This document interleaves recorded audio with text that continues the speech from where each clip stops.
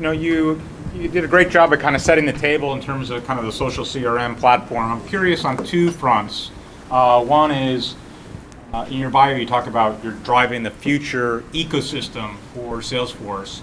Curious about what does that mean? What are your thoughts about how the ecosystem, how you want the ecosystem of Salesforce to change?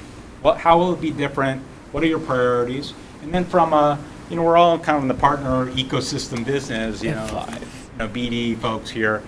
How do you apply that, kind of answer that question to how you're measured, how your group is measured? There's always trade-offs about what to do in the next quarter versus kind of the vision in the next year. I'm curious specifically, as you've come into the role here recently, what are the measurements, what are the metrics to measure partners, which is kind of an amorphous thing to many companies? First part first, because measures are always fun. So where do we want to see the partner ecosystem? So we're looking ahead towards being a $5 billion and then a $10 billion dollar company, and what we're going to look a lot different. I think we already do in 12 months, really, and our partner ecosystem just has to change dramatically. Majority of our partners do Salesforce CRM implementations, right? We've just recently, in the last 2 years, started getting people to build apps. So we have a large developer community. In fact, the way we measure the size of our workforce is through certifications. It's the only real way you can measure it because it's something we can control. So we have CRM certifications. So you can be certified as a Sales Cloud implementer, a Service Cloud implementer, or a developer. And just last year, the certified developers actually surpassed the certified consultants who do the normal CRM type stuff. And so that to us was kind of a view towards that's the direction we want to see, because Salesforce is moving towards that platform, right? Are we going to build more things? Are we going to build more apps in general? I don't know, but if you look at the acquisitions we do, if you look at the investments we make, if you look at day 2 of Dreamforce, it was all about the platform. That is our future. That market is 10 times the size of our Sales Cloud market of SFA. So that is our future. Our partners need to, look at that future, look at that social enterprise component, and say, can we service a client in all these different ways? If I only have the skills to implement Salesforce automation, then I am not going to be included in projects that then tie that into your call center. If I don't understand social media, how am I going to relate what Radian6 does in terms of how they're selling to a customer, in terms of the 360-degree view of a customer? Boy, I got to learn social media. What am I doing about mobile? Because now you can't just implement SFA, because now they want it on mobile. So the partners need to learn how to grow, and quickly is the problem. You can't, this is my 3-year dream.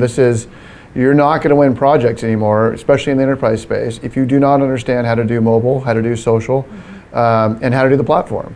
And so we're constantly pushing our partners, you've got to learn. Now, the flip side of that is you also have to then learn to specialize, because if you're a smaller company, if you're, Capgemini, PwC, you have that breadth of knowledge and that specialty to take on all those different components. What it probably means is you're grabbing from different parts of the organization. If you're 100 people, 300 people, or 30 people, then you got to specialize. And maybe, I'm very good at mobile, I'm very good at social, but that's what I'm going to be good at. And then I'll kind of add on, I'll knock down different bowling pins.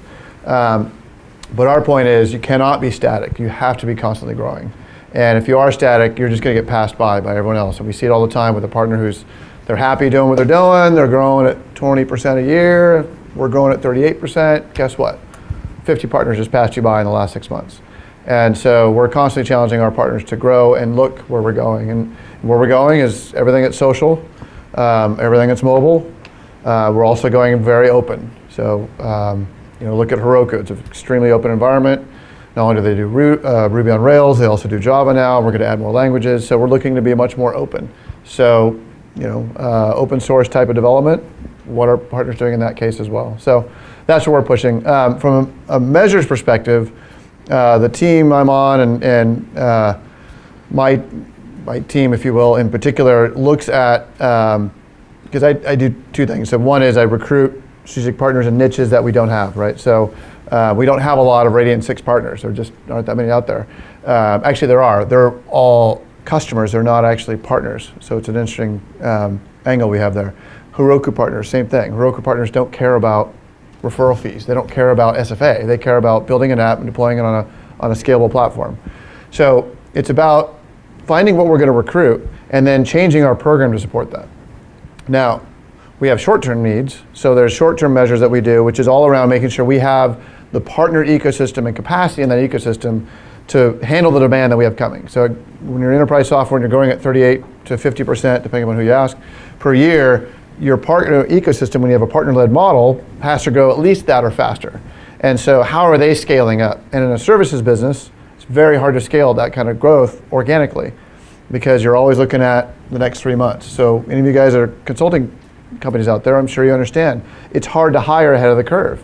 It's even harder in the cloud environment, which makes it that much more difficult. You don't deploy someone for 12 months on a cloud project. It's 6 weeks, right? And then they've got to be built again, and then they got to be built again. So you're at 6 weeks, you might be at 3 months, you might get lucky to have a 6-month-long project, woohoo!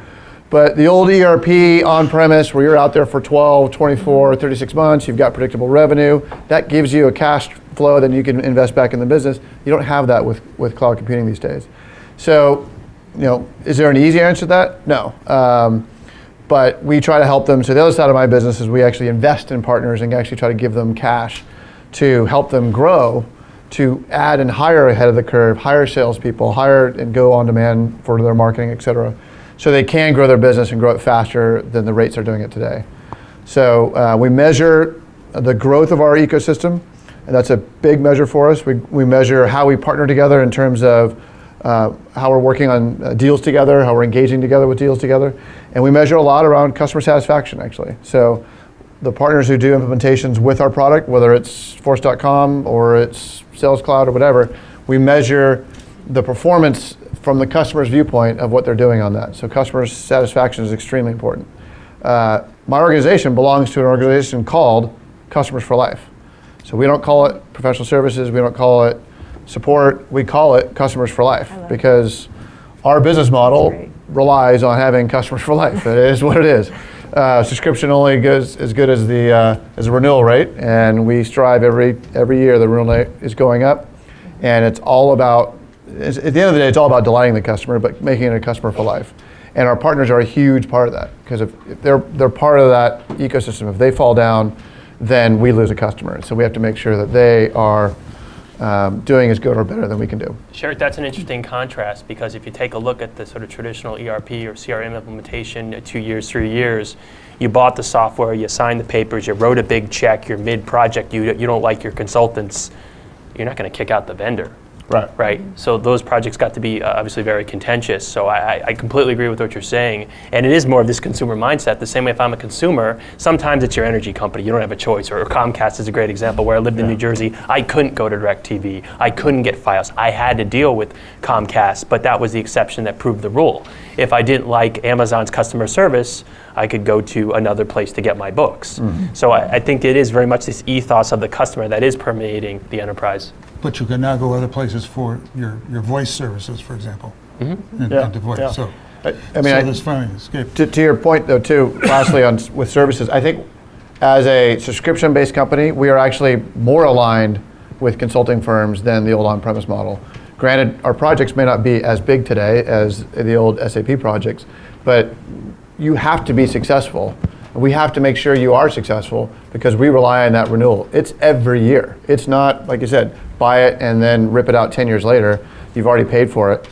We have to have that customer renew, and we have to be tightly aligned with our partners to make sure that they do very good implementations.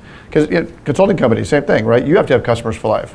Your renewal of customers is how you build your book of business. You're not doing a new customer and then throwing them out the window and going in someone new.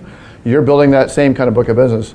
And we're doing the same thing. So I think it's actually very well aligned as a subscription business.